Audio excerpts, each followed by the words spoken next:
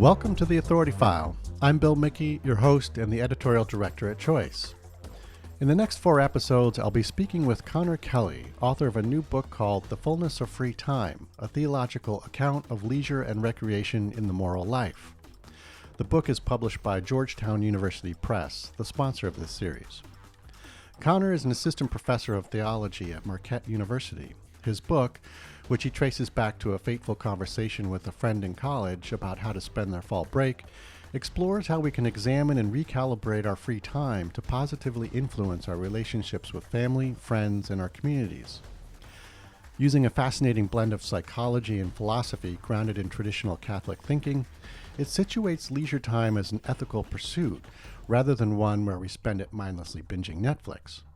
The book is divided between a scholarly exploration of the moral potential for free time and practical applications to some of the most popular ways people spend it: television, digital media, spectator sports, and travel. In this first episode, Connor and I talk about his research background, the origin story for his book, and answer the question, what is free time anyway?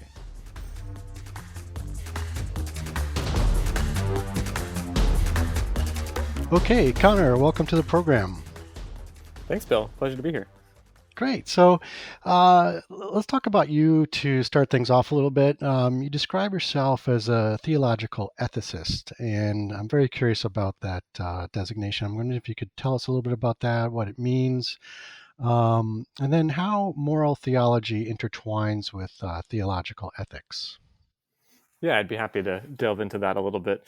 Some of this, I guess, is semantics, but I think for your audience, this is probably a place where everyone understands that semantics matter. So, on the particulars of it, there's not really a hard and fast distinction of, say, theological ethics versus moral theology, but there's a kind of conventional one in the field. And it tends to come down to theological ethicists do a lot of the practical applied work in ethics of kind of assessing the ethical implications, values of particular actions, particular issues.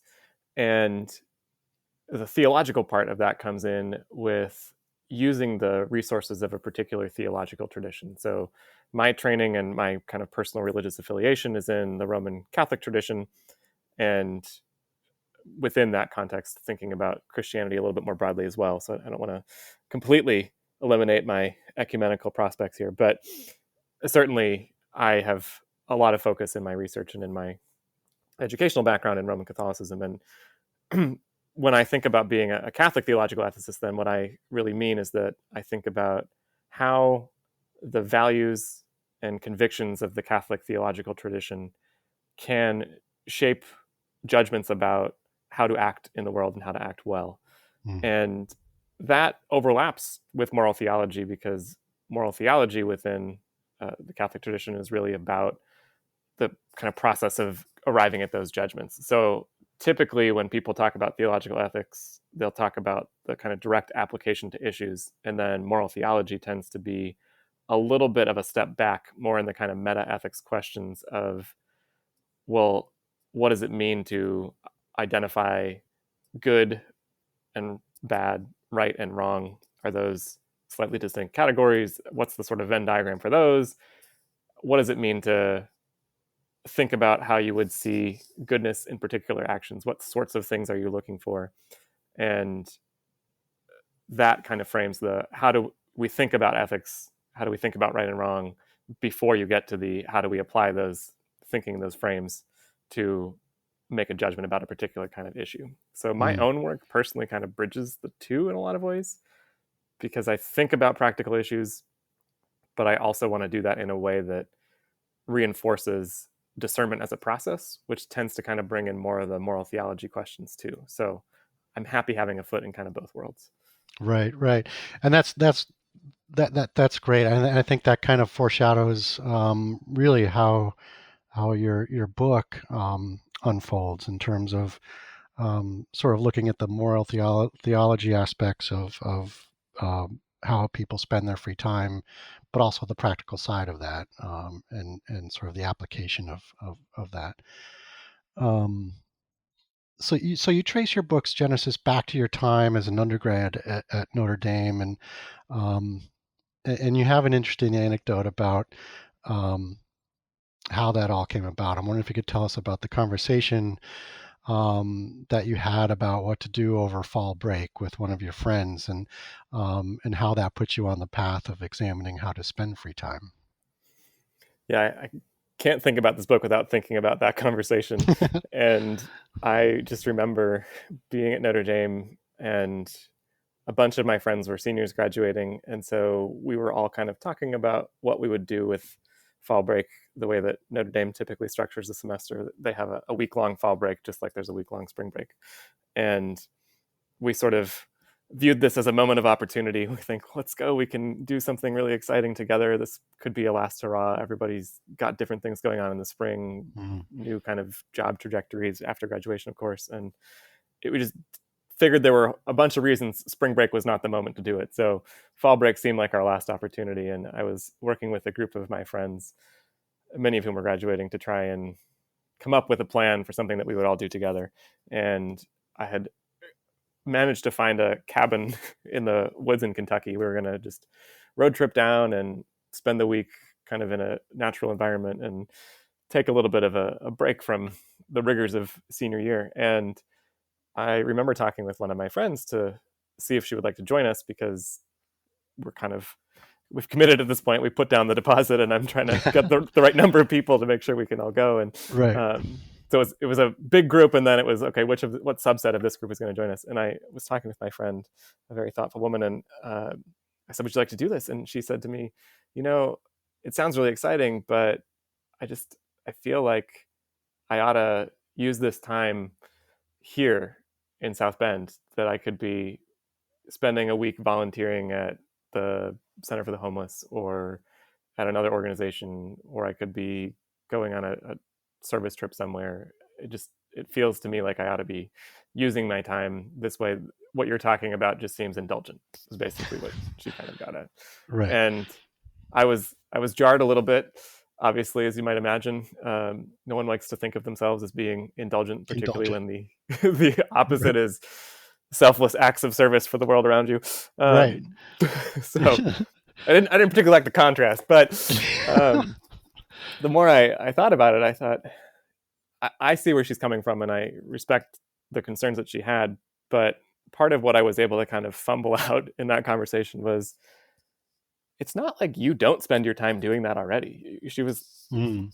This was not out of nowhere. It's not that she was saying to herself, "Oh my goodness, I've spent 4 years at Notre Dame not caring about anybody outside of this campus. Why don't I suddenly do that now?" This is sort of the person that she is. And what I kind of alluded to with her was, you're already serving the people of this campus with almost all of your time. And she was an Hmm. RA, she was doing other things in the community and elsewhere. And I just wanted to say, uh, given all that you're already doing, I think it would be okay to take some time for yourself. Hmm. And sort of made a kind of self-care argument, I guess. Yep.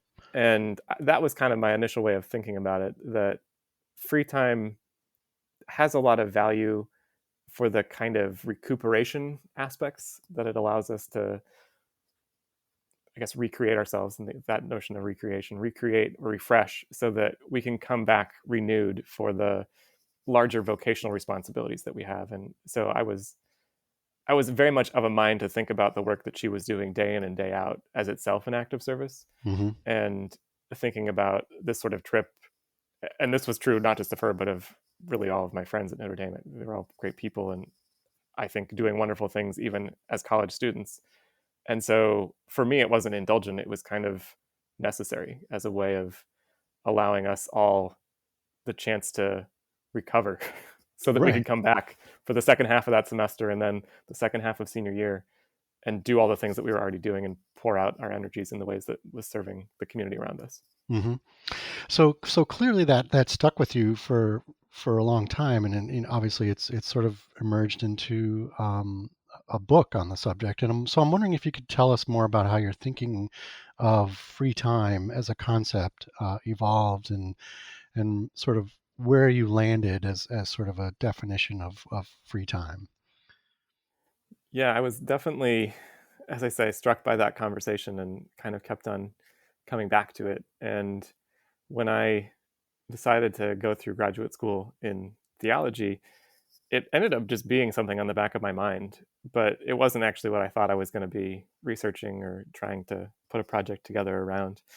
And the more I thought about what directions I wanted to go, the more I thought, this is just a really interesting question. Hmm. So I tried to start exploring it when I was a PhD student in some of my coursework in kind of piecemeal fashion. And the interesting thing that happens when you do that in more than one course is you suddenly become branded as the person who thinks about that particular thing. So everybody kind of knows, oh, there's Connor. He's the leisure guy. He's trying to think about leisure, which was actually great because it kind of created its own entree into conversations with a whole bunch of people from Hmm. different areas in theology, not just the ethicists, but it was a topic that had a whole lot of resonance for graduate students who often felt like they didn't have any time to do all the stuff they were supposed to do, let alone free time to Right, right. have these sorts of indulgent moments, if you will, back to my friend's language. Um, I'm never going to let her live it down. So No. I, I really liked that. And I remember some of the conversations that kind of came out of other people knowing that I was working on this, and they would either bring an article or say, "Oh, have you read this?" Or the ones that I think I found the most fruitful. Not to denigrate the reading part of it, I also like that. But the ones that I found really fruitful were people saying like, "Hey, here's what I've been doing with my free time, and how do you think that fits?" Right. Um, So the and more anecdotal kinds of stories, and yeah, right. yeah. Well, the stories have a greater purchase for them. So I was able to get some conversations going with that, and I recall one of my classmates, we were, I think, walking back from class. I'm going to go do trivia at a bar, probably. Speaking of free time. And he said to me, okay, what are you thinking? Like, give me the pitch. What's the argument? And so I kind of went back to this experience with my friend at Notre Dame and said, well, I think it provides this value for serving our relationships and really serving our vocational obligations. So relationships as acts of service in that sense of it. And he basically said, yeah, that's interesting, but I feel like you're just reinforcing the sense that free time has no value, because what's the significance of it? Well, it helps you come back and do better work. And I thought, yeah, that's not what I'm trying to say. And he said, well, right now your categories tell me that. They don't tell me anything else. And so I kind of went back and thought more about, well, how do I really achieve a vision for free time that allows me to talk about the response that I initially gave to my friend at Notre Dame, but also encompasses this broader vision for it as a good in itself. Right. And that was a tricky thing to tease out. Um, and then, so can you talk about how those thoughts and research eventually coalesced into, well, I can write a whole book about this. How did that kind of all come together for you? Yeah, I would say that it kind of started as there's a really interesting place to be looking at the theological value of free time.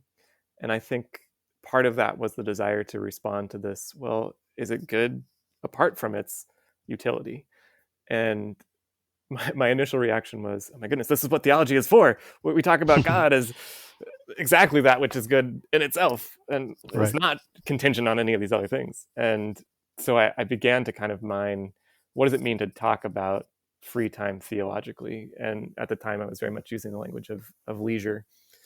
And that connects with some of the kind of traditional philosophical reflections on leisure with Aristotle and others trying to capture that as a category that has value and a kind of intrinsic value. And I wanted to think, okay, how's there a theological dimension to that? And as I was doing that, I became more and more attuned to the fact that there was also a kind of ethical extension to the theological vision. Hmm. And what I began to appreciate was it was really hard to tease that out Yeah. because there weren't a ton of resources. And so it seemed to me like a sphere of discussion in theology that was actually really ripe for more sustained analysis especially from the ethics perspective, which was kind of where my training was going at that point. Mm-hmm. So it turned into, why don't I do a dissertation on this? And then when I was talking with my dissertation director, he said, well, I don't know that you can really talk about leisure without talking about work. Mm. And why don't you do both? And so that was kind of my dissertation project. And I think it was helpful because there's a lot more about work, particularly in the Catholic tradition and the trajectory of Catholic social teaching, thinking about labor and its significance in the world and as a theological value. And that gave a good complement for questions of leisure. And from that, I kind of had this project that was half work, half leisure. And then there's the, okay, great, you wrote a dissertation, now go write a book, Right. which I was still in denial about those not being the same thing. And it took me a little while to work that out. And I remember being fascinated by the way that I understood my project as a dissertation way more at the end than I did at the beginning. I had a much clearer sense of what I was actually trying to say by the time I Mm-hmm. got to the end. And one of the things that I found myself really saying was there's a way that the Catholic theological values inform a life that looks a little bit different than the typical American way of life. And this probably resonated most strongly in the discussions around work. But I thought about it a lot with the applications to leisure. And what I was really getting at was I think we have this kind of individualistic ethos that stands in contrast to the Catholic theological anthropology, the vision of how humans flourish as social beings, which is intrinsic to this understanding of humans being made in the image and likeness of God in the Catholic tradition. Mm-hmm. And so I thought, oh, this is great. I can do a whole project about how to kind of unfold this contrast in ordinary life. And I put together a book proposal over an absurd amount of time that was going to deal with ethics in ordinary life. And I had envisioned a kind of framing at the first part and then applications to what I was going to call work, play, live, as work and then leisure and then health. Mm-hmm. And I pitched it to Georgetown University Press, the Moral Tradition series, and the editors came back and said, yeah, we're interested in what you're doing, but we really want you to focus on one thing. There's sort of too much going on here. Yeah. And then I had to think, okay, which of these three things would I really focus on? And I just thought back to that conversation at Notre Dame, like, I still have a lot to say about this. Yeah. So why don't I do that? And also there's not as much. That's what I really appreciated, that I had space to kind of carve out what I was thinking Mm-hmm. and do it in an interesting kind of conversation with what's out there, but it wasn't so well delineated. There's a Catholic theology of work that exists, and if I read about that, it would be very much constrained by that, if you will. There's Right. not a Catholic theology of leisure in the same way, and so I thought, this is great. I could really do this, and revamped the proposal and kind of re-envisioned how to do it, keeping some of the same concerns about what it means to embody these theological values in ordinary life in a U.S. context, especially, Yep. but really digging into the significance of leisure and using that as the kind of lens to make sense of that larger question. And Okay. I'm really grateful to Georgetown for pushing me in that direction. And I'm excited about the book. Excellent. Yeah. So you use a lot of psychological thinking in how you wrote the book, and how did you bring the theological and the psychological together? And I'm curious about how those two areas informed each other. Sort of the traditional Catholic thinking versus more contemporary examples from sort of the psychological or psychology kind of realm. I'm wondering if you could talk a little bit about that interplay. I found that the kind of psychological insights were really important for how I was thinking about leisure. And Mm-hmm. part of that came from some of my initial reading in the kind of psychology of religious experience. Mm-hmm. So thinking about like William James doing varieties of religious experience, what comes out of that are these interesting analyses of what happens in this kind of cerebral way for people engaging in mystical experiences or engaging in these other things. And then in that context, had also encountered Mihai Csikszentmihalyi talking about this idea of flow, which is very central to the book and the kind of categories of leisure and recreation. And what I just was kind of intrigued by was the way that psychology allowed for a description of something that people were presenting as a deeply spiritual experience, but gave a kind of new lens to it. And I just thought there's some really curious parallels between the way that psychologists analyze these things and the things that theologians talk about as being so significant in the life of faith. Mm-hmm. And the question that kind of that all of that prompted for me was, okay, what would it mean to talk theologically about these things? So the way that Csikszentmihalyi would explain a flow state sounded to me like it included a lot of things that would be valuable theologically. And as a psychologist, that's not what he was going to talk about. He was going to talk about the sort of mental processing of it and the implications for consciousness, and which I found fascinating. But I also wanted to say, well, what's the impact of that? What's the value of that? What's the taking it as spirituality? What does it mean? And that seemed like a place to kind of connect theology back and to add some theological content to the sort of more sociological, almost, analysis of a spiritual experience. Mm-hmm.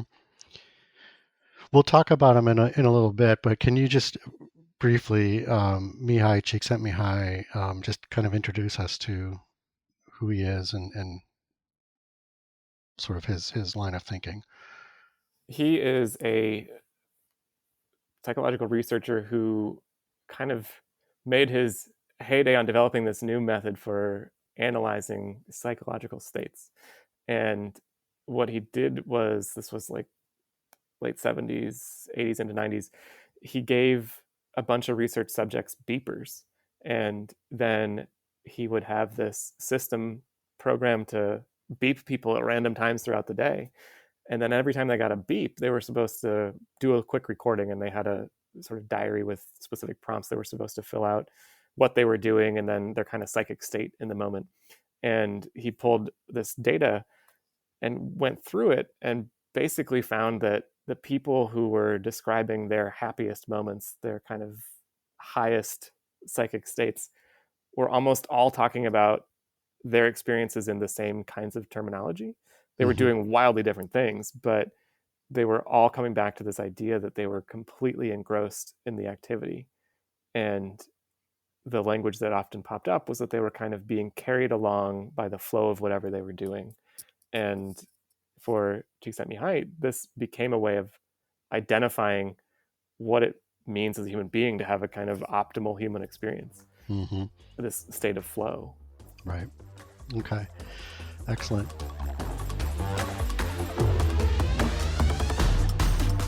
You just heard from Connor Kelly, Assistant Professor of Theology at Marquette University and author of the new book, The Fullness of Free Time, a theological account of leisure and recreation in the moral life, published by Georgetown University Press, the sponsor of this series.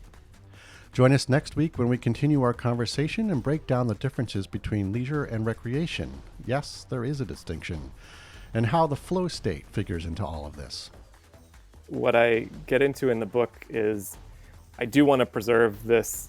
Leisure is an intrinsic good, and leisure is kind of idealistic, especially compared to recreation. Recreation is sort of easier to find. It's easier to have a free time experience that we're going to use for a restorative function versus something that we just sit down and appreciate for itself. Again, back to all of the larger utilitarian context that militates against that kind of perspective. So I didn't want to lose sight of this is different, and the way that somebody like Aristotle would talk about leisure would be to talk about it as really, it's the ideal way of human living. If you like what you hear, rate us or give us a review on your podcast platform of choice. And if there's a topic you'd like us to cover, drop me a line. I'm at bmickey@ala-choice.org. As always, sponsorship and advertising for the Authority File podcast are handled by Choice's advertising manager, Pam Marino. And all of our episodes are produced by Choice's senior digital media producer, Mark Dirks, and digital media assistant, Sabrina Kofer. That's all for this week. Thanks for joining us.